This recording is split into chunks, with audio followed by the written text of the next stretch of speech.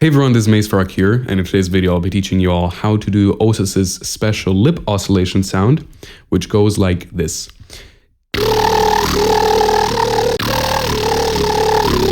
Here's a clip of Osis.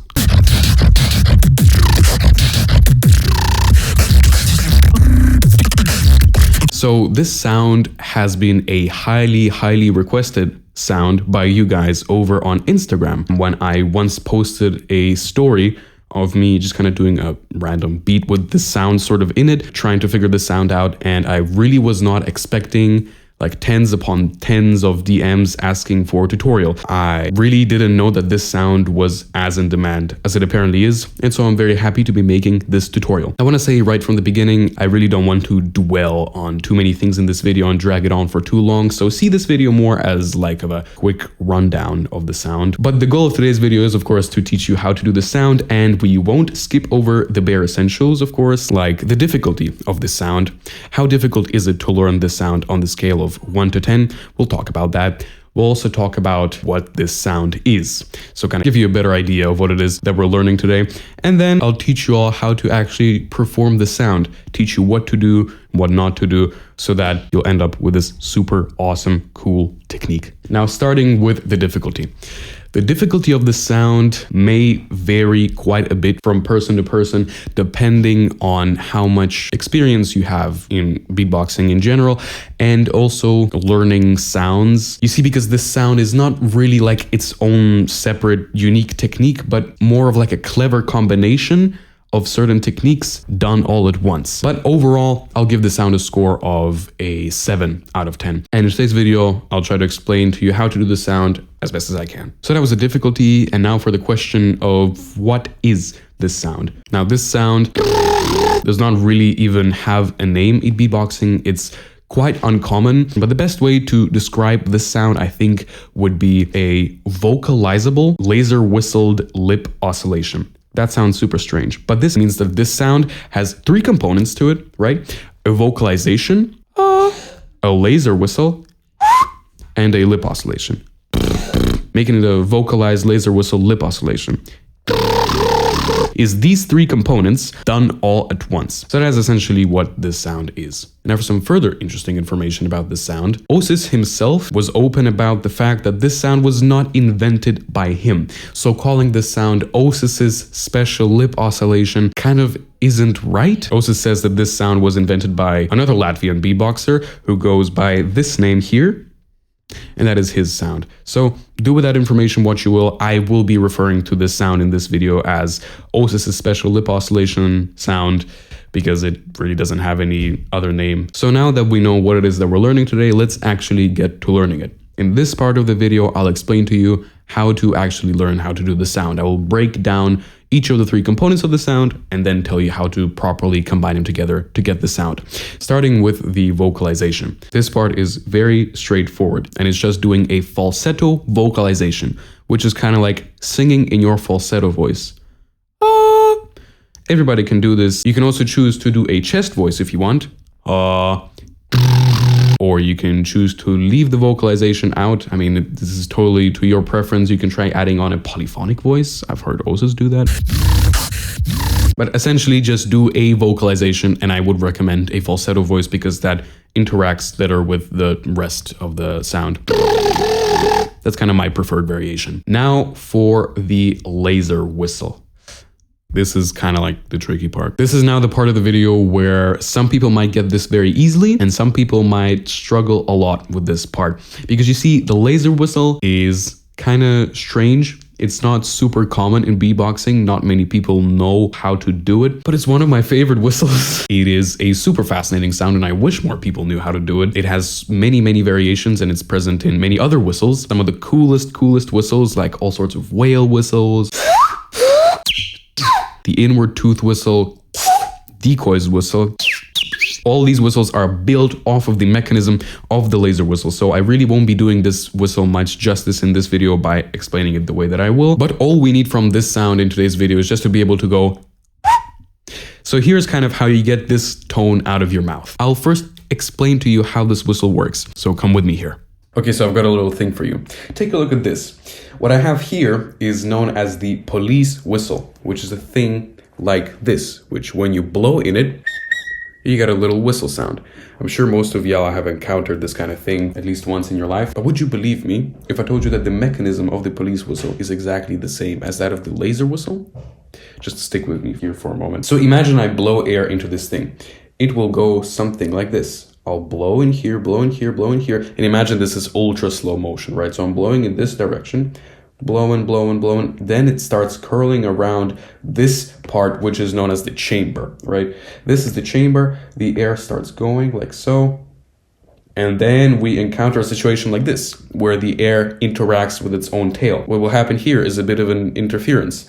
And then the air will shoot itself out of this little hole, which we can see right there, creating a little jet in the air. But we continue blowing, right? So let's imagine the continuation of this airstream as this green line now. The same thing keeps happening, right? It's all one big stream of air. It goes into the chamber and then this thing happens again. So again, we shoot out the jet. Before that, we had a jet already. And you can imagine that as we continue, we get this kind of oscillation in the air, which is of course a whistle.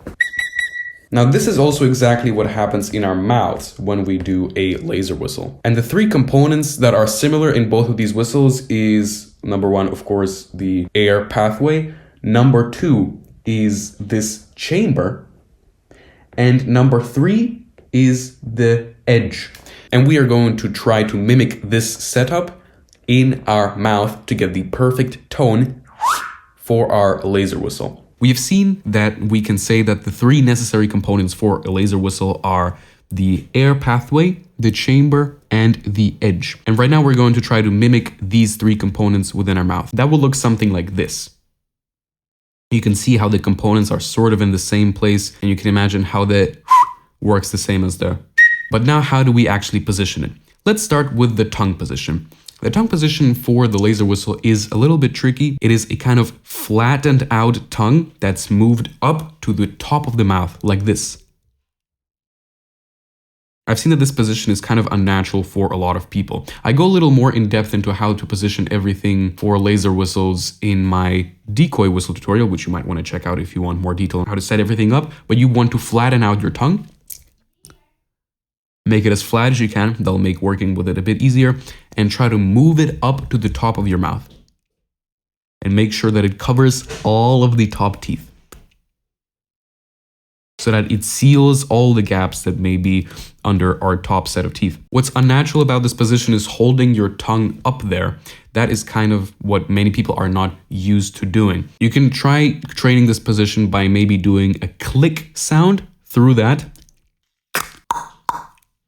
Maybe that can help you train to keep your tongue up there. But yeah, what's important here is keep the tongue flat and make sure that you seal all of the top teeth with your tongue. Now, once we get this, we can hold it comfortably. We need to create a little droop in the center of our tongue like this. This looks tricky, but it's way easier than you might imagine. In most cases, this actually kind of happens automatically when you try to move your tongue up so high. So oftentimes you can just kind of get this droop by relaxing your tongue. If you're having trouble getting the correct droop in the correct spot, I recommend trying to pronounce the letter E in that position. So like this. E. You can see that your tongue kind of naturally droops down there. Once you get this, try exhaling a bit of air through that droop and check for any unwanted air gaps, maybe on the sides or somewhere off in here, because what you want is you want a concentrated air stream that goes kind of forward and down. After this, we're going to create the chamber. The chamber, in the case of the human laser whistle, is happening under this hollow space under the tongue, which is why we have been training to hold our tongue up.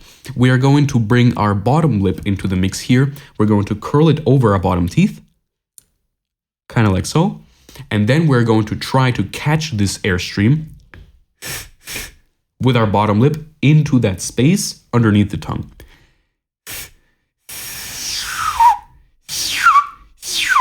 And that is how you get the whistle. Now, in the beginning, this will be a little bit difficult. Your tongue will definitely be oscillating a bit because of the instabilities in the airflow. Really just grind this part. try just grinding and finding the most optimal way to catch the air and have this tone come out. In the beginning, it might sound a little bit like this. Your tongue might be blocking some of the necessary gaps, but trust me, you will get it after a bit of grinding. Now, there are some lucky people among us here, because another way to explain the laser whistle is it's kind of like an outward version of the inward tooth whistle. A lot of people are familiar with this whistle. You know, people like Ice, people like Fuga from Rofu are doing this sound. This sound is kind of way more common in beatboxing, so if you happen to be familiar with this sound, I would say try doing this sound outwards, and if you get anything like, it's essentially the laser whistle. So try practicing away at that, and then you'll have the laser whistle. So that's been the laser whistle. That's also kind of the hardest part out of the way already. Many people find the laser whistle to be very, very difficult, but if you're able to get over this part, you're sure to get the rest of the sound. This final part here is the lip oscillation. And here you're really free to experiment with whatever lip oscillation works for you. You can do a kind of fart-based position. That's what we see Osis kind of doing. I personally do a lip oscillation which looks more like this, which is a strange one, but I like it because it's clean, it chops up the sound, and it still serves as lip oscillation for that bass, right? This one that I do is like my jaw is shifted forwards a lot, which helps with the position of the laser whistle as well. This is also why it kind of helps to have experience with the laser whistle before you try cramming it in there. But yeah, a fart bass also works, which is a very different position. It personally does not work for me. It may be because of the shape of my lips, maybe because of my positioning of the laser whistle. So I definitely encourage you guys to experiment a bit with this part. And yeah, then you just combine them all together. So we grab the vocalization, we grab the laser whistle, and then we grab the lip oscillation, and all together, we get Osis's sound. This is a very confusing sound. It's very, very complicated, but the sound design possibilities with it are lovely. It's a great bass element, and at the same time, it's also a great melodic element. The mix of the falsetto with the laser whistle in there create a super nice polyphonic moment. You know, we see Decoy, we see Azil, Ballsy experimenting with this kind of polyphony. Super cool.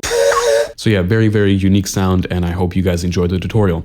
If you like my tutorials, I recommend you check out the rest of my channel. I do in-depth beatbox tutorials, and I try to inspire people to be more curious about the inner workings of beatboxing, because it's really a very, very fascinating art form, and I think there's still a lot of very, very cool stuff to be discovered and to be created. So definitely check out the rest of my channel. I recommend you check out my Beatbox Instagram as well, @mazefrog_beatbox.